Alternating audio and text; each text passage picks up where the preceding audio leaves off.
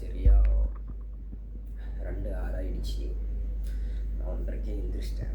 எந்திரிச்சு ஸ்டோரி ஒன்று போட்டு அப்படியே கொஞ்ச நேரம் ரீல்ஸ் பார்த்துட்டு இருந்தேன். அதுக்கப்புறமா அப்பயுமே கொஞ்சம் ஏதோ ஃப்ரீயாக 4 பேர்த்த பார்த்தா ஏதாவது காமெடி கிமெடி வரும். பார்த்து சிரிச்சோம்னா ரிலாக்ஸ் ஆகிடலாம்னு பார்த்தேன். பட் ஆனால் முடியல. சரி ஓகே, நம்மளுக்கு இப்போ கரண்ட் பாயிண்டில் நம்ம ஒரு வீடியோ ஒன்று எடுப்போம் அப்படின்னு சொல்லி தோணுச்சு.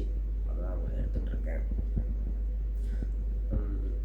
என்னன்னா 22 வயசு ஆகிடுச்சு. அவ்வளோதான். 30 வயசுக்குள்ளே எல்லாத்தையும் பண்ணிடுவோன்னா அப்படின்னு எனக்கு தெரில. ஆனால் பண்ணணும் அப்படின்ற ஒரு கான்செப்டில் தான் இருக்கிறேன். பட்டு என்ன வீடு கட்டணும், கார் வாங்கணும், சொந்தக்காரங்க மாதிரி கௌரவமாக வாங்கணும், எல்லாமே இருக்குது. பட் ஆனால் நான் ஒன்று ஃபோக்கஸ் பண்ணி போனால் அதை தவிர மீதி எல்லாமே நடக்குது. நம்ம ஆசைப்படுறது நடக்குதா இல்லையோ, நம்ம எதிர்பார்க்காத எல்லா பிரச்சனையும் நடக்குது. ஒன்று போனால் ஒன்று வந்துக்கிட்டு என்ன பண்ணுறதுன்னு தெரியல. அந்த பக்கம் மண்டைகளெல்லாம் குழப்பணும். என்ன வாழ்க்கை அது அப்படி இருக்குது. ஓப்பனாக பேசவும் முடியலனால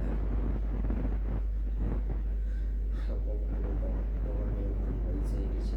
ஒன்றும் சம்பாதிக்கல, யாரும் சம்பாரிச்சு வைக்கல. நம்ம கை காசு கொடுத்து தான் சம்பாதிக்கணும். நம்ம சம்பாதிக்கிறது நம்மளுக்கு அப்புறம் செலவு பண்ணிக்க முடியல அப்படின்னு நினைக்கும் போது என்னடா வாழ்க்கை அப்படின்ற மாதிரி தான் இருக்குது.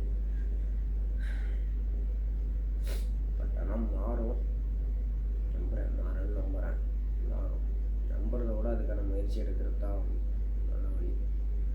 பார்த்துக்கலாம், எவ்வளோ கஷ்டம் வந்தாலும் பார்த்துக்கலாம் அப்படின்ற ஒரு மைண்டில் தான் போயிட்டுருக்கேன்.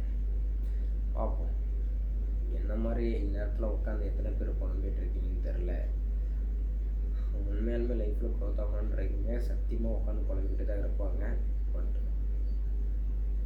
அப்படி யாராவது இருந்து என் வீடியோவை பார்த்துட்டு இருந்தீங்கன்னா